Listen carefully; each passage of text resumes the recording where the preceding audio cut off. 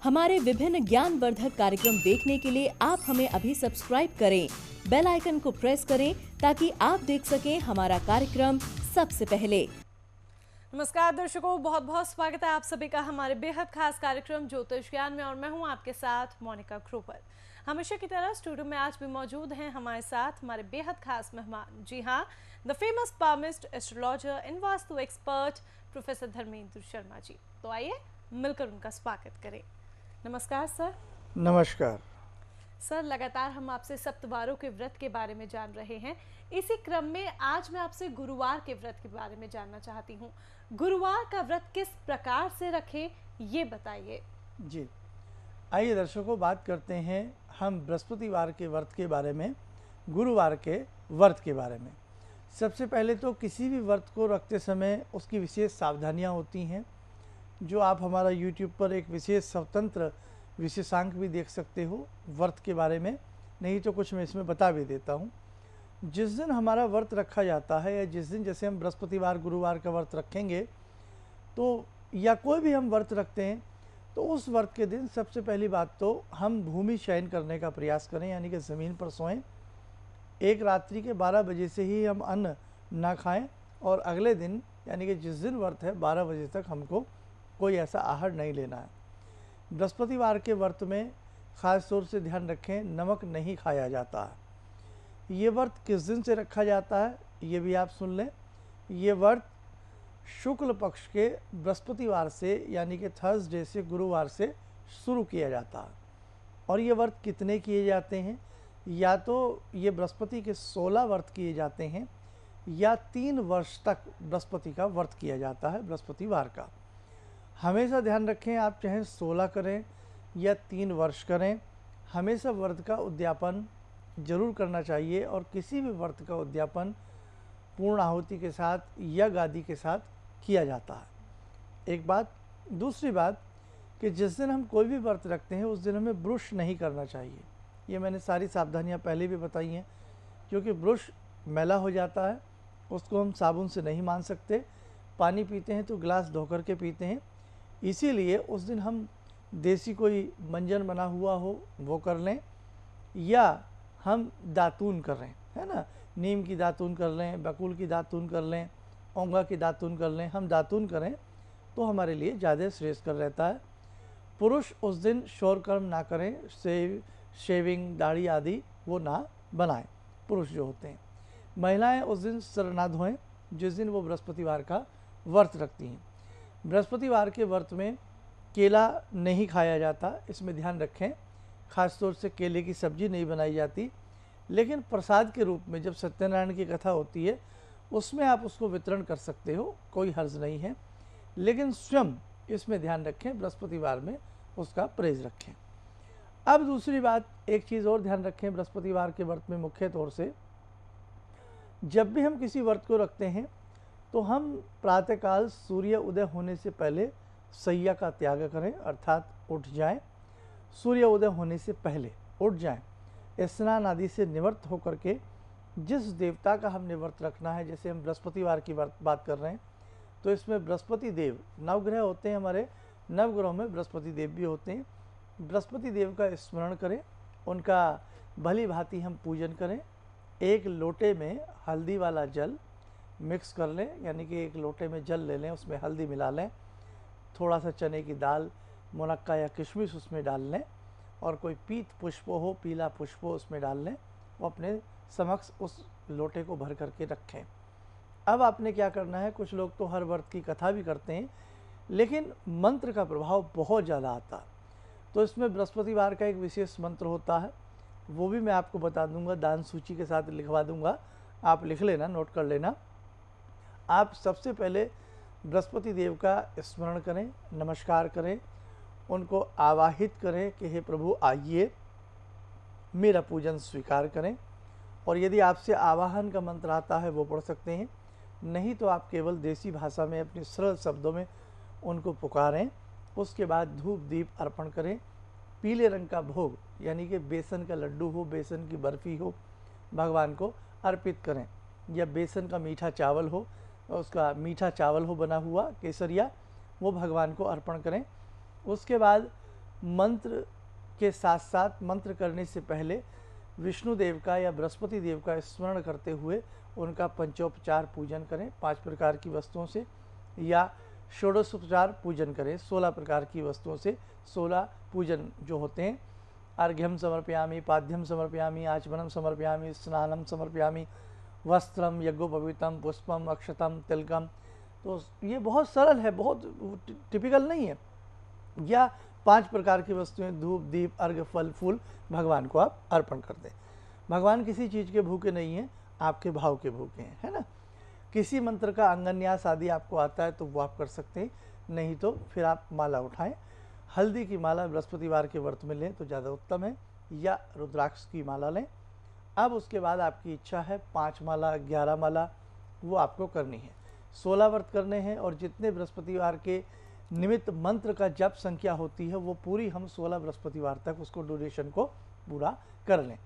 उस दिन पीले रंग के पुष्प पहनने, पीले रंग के पुष्प भगवान को चढ़ाने का प्रयास करें, पीले रंग के वस्त्र पहनने का प्रयास करें, पीले रंग का तिलक मस्तक के ऊपर लगाएं। गौ माता को पीली रोटी, हल्दी वाली या मकई की पीली रोटी गौ माता को उस दिन खिलाएं। उस दिन हम नमक इस व्रत में बिल्कुल भी ना खाएं। सूर्य छिपने से पहले पहले हम अपने व्रत को प्रायण करें, यानी कि सूर्य छिपने से पहले हम मीठा आहार ले लें। अगर दूध भी लेते हैं तो दूध में भी हल्का सा केसर का छींटा लगा लें, या हल्की सी हल्दी मिला लें, यानी कि पीला रंग होता है बृहस्पति देव का, तो पीले रंग का ही हमने उनको भोग लगाना है, और पीले ही रंग का मीठा भोजन हमको उस दिन करना है। बेसन का हलवा ले सकते हैं, है ना, कोई भी ऐसी चीज़ आप उस दिन ग्रहण करें। और जितना भी हो सकते हैं उस दिन पक्षियों को दान करें, पक्षियों को कुछ खिलाएं, गौ माता की सेवा करें, ऋषि मुनियों की सेवा करें। व्रत के दिन निंदा, चुगली, मैथुन, इन सब बुरी चीज़ों से हमें बचना चाहिए। और रात्रि में जब आप सोएं तो प्रभु का स्मरण करते करते करते करते आप नींद लें, तो आपका रात्रि में जपा जप होता रहता है, उसका फल चौगुना आपको मिलता है। तो ये आप बृहस्पतिवार के व्रत में ध्यान रखें। शुक्ल पक्ष के 2 पक्ष होते हैं, कृष्ण पक्ष, शुक्ल पक्ष। शुक्ल पक्ष के प्रथम बृहस्पतिवार से ये व्रत प्रारंभ किया जाता है। 16 व्रत आप कर सकते हैं। उसके बाद इसका किसी अच्छे ब्राह्मण को बुला करके यज्ञ आदि करा दें, दशमांश हवन, मार्जन, तर्पण आदि करा दें। ऐसा नहीं आता है तो केवल सिंपल तरीके से आप उस मंत्र की संख्या को बढ़ा करके कर लें। लास्ट के दिन बच्चों को किताबें, पुस्तकें, बैग्स, धार्मिक किताबें किसी धर्म संस्थान में आप दे दें, तो इससे भी आपको बहुत बहुत अच्छा लाभ मिलेगा। अभी मैं इसकी सूची भी आपको बताऊंगा। जी, तो गुरुवार के व्रत की जब बात आती है, किन नियमों का आपको पालन करना है, कैसे ये व्रत आपको रखना है, बहुत अच्छी तरीके से आपने जाना। लेकिन ये व्रत तो आप रख ही रहे हैं, अगर आप बृहस्पति देव को और अच्छी तरीके से प्रसन्न करना चाहते हैं, अपने जन्म पत्रिका के जो बृहस्पति हैं उन्हें मजबूत बनाना चाहते हैं, तो ऐसे में आप संस्थान से अपनी शुद्ध वैदिक जन्म पत्रिका जरूर प्राप्त करें, ताकि आप अपने जीवन को सही मायनों में संवार सके, सही मायनों में बेहतर बना सके। जो परेशानियां जीवन में हैं उन परेशानियों को दूर कर सके। नंबर्स आपके सामने आपकी टीवी स्क्रीन पर फ्लैश हो रहे हैं, नंबर्स पर आप कांटेक्ट कर लीजिएगा सुबह 10 बजे से लेकर शाम के 6 बजे के बीच में। हम लोग आपका प्रोग्राम शुरू ही किया था अभी देखना, क्योंकि हम लोग बाहर से अभी साहिबाबाद ट्रांसफ़र हुए हैं, तो उसके बाद ऐसे ही एक दिन बैठी हुई थी, मेरी बेटी भी बैठी हुई थी।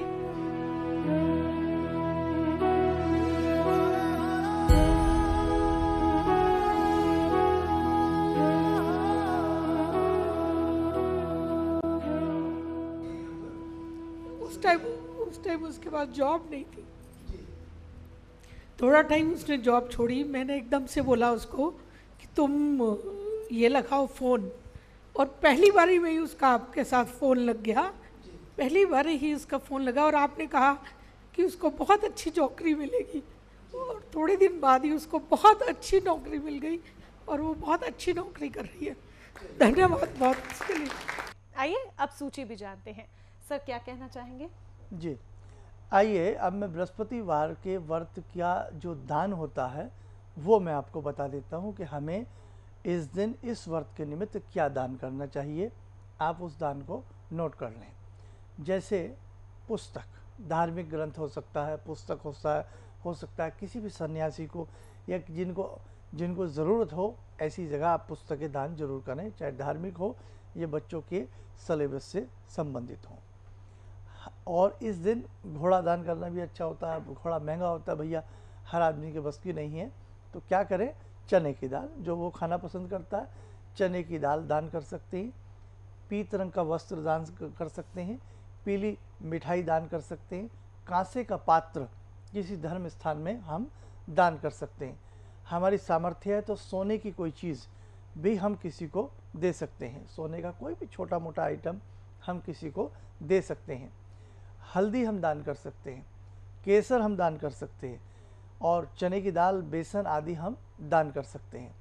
अब बृहस्पतिवार का जो मंत्र होता है उसको आप नोट डाउन करें कि बृहस्पति के निमित्त हमें किस मंत्र को पढ़ना चाहिए बृहस्पतिवार के व्रत के लिए। मंत्र लिखें, ओम ग्राम ग्रीम ग्रौम सह गुरुवे नमः। दोबारा लिखें, ओम ग्राम ग्रीम ग्रौम सह गुरुवे नमः।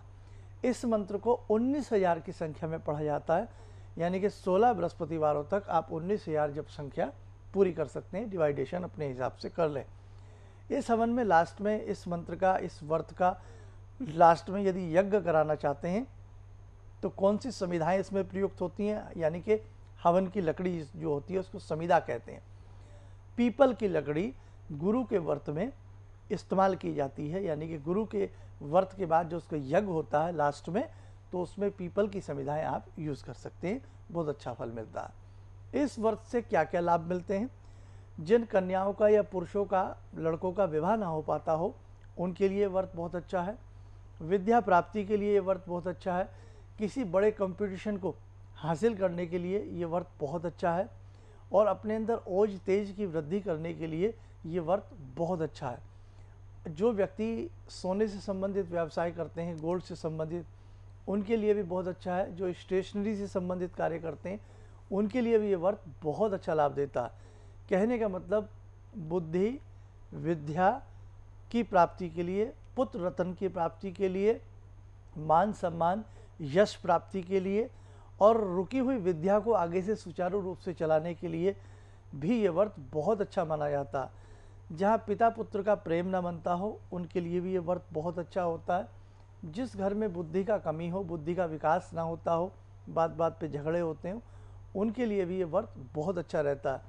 आपकी जन्म पत्रिका में गुरु चांडाल दोष हो या आपकी हथेली में आपके जुपिटर माउंट बिल्कुल कमज़ोर हो, उनके लिए भी ये व्रत गागर में सागर होता है। और जो लोटा आपने जल का भर के रखा था, या तो सूर्य देव को दे, और नहीं तो उचित है आसपास किसी मंदिर में केले का पेड़ हो तो वहाँ जा कर के वो आप हर बृहस्पतिवार वो चने की दाल, किशमिश, हल्दी डला हुआ मीठा जल केले को दे दिया करें। और जब केले में आप वो जल दे रहे हों, छोटा सा देसी घी का दीप भी ले जाएं, वो जला दिया करें और बोला करें, ओम ब्रह्म बृहस्पताय नमः 9 बार बोल दीजिएगा। और उस दिन आप पीले रंग की मिठाई भी कहीं भी बांट सकते हैं, आपको विशेष लाभ मिलेगा। अब दूसरी बात, नवग्रहों का हम चित्र घर में उस प्रकार से नहीं रखते हैं, यानी कि नवग्रहों की कोई मूर्ति तो घर में स्थापित नहीं की जाती है, लेकिन हाँ नवग्रहों का यंत्र होता है। यह तो नवग्रह यंत्र स्थापित करें, और नहीं तो अगर आप बृहस्पति का व्रत रखते हैं तो केवल बृहस्पति देव का भोजपत्र के ऊपर यंत्र बनवा लें, कहीं से भी बनवा लें, और उसको अपनी देववाड़ी में पूजा स्थल में भगवान बृहस्पति समझ करके उनकी पूजा करें। समझ लो वो उनकी मूर्ति रखी है, उन्हीं को रोज या हर बृहस्पतिवार धूप दीप अर्पण करेंगे तो आपको लाभ मिलेगा। जिन बच्चियों की या बच्चों की सगाई ना हो पा रही हो, रिश्ता ना हो पा रहा हो, उनके लिए भी ये व्रत बहुत ज़्यादा बहु फलदायी माना जाता है। तो दर्शकों, किस प्रकार से आपको गुरुवार का व्रत रखना है एवं गुरुवार का व्रत रखने से क्या लाभ आपको होगा, ये आपने यहाँ पर जाना। और अधिक जानकारी के लिए हमें YouTube पर सब्सक्राइब करना ना भूलें। बाकी शर्मा जी का मार्गदर्शन प्राप्त करना चाहते हैं, व्यक्तिगत तौर पर उनसे मुलाकात करना चाहते हैं, तो संस्थान में कॉन्टैक्ट कर पर्सनल अपॉइंटमेंट ले लीजिएगा। या वो लोग जो कहीं दूर दराज रहते हैं, मुलाकात नहीं कर पा रहे हैं, तो ऐसे में वो कॉल अपॉइंटमेंट ले लें। कॉन्टैक्ट करने का समय रहेगा सुबह 10 बजे से लेकर शाम के 6 बजे के बीच में। अब चलने की दीजिए इजाजत। नमस्कार। हमारे विभिन्न ज्ञानवर्धक कार्यक्रम देखने के लिए आप हमें अभी सब्सक्राइब करें, बेल आइकन को प्रेस करें ताकि आप देख सकें हमारा कार्यक्रम सबसे पहले। और अधिक जानकारी के लिए फेसबुक पेज को लाइक करना न भूलें।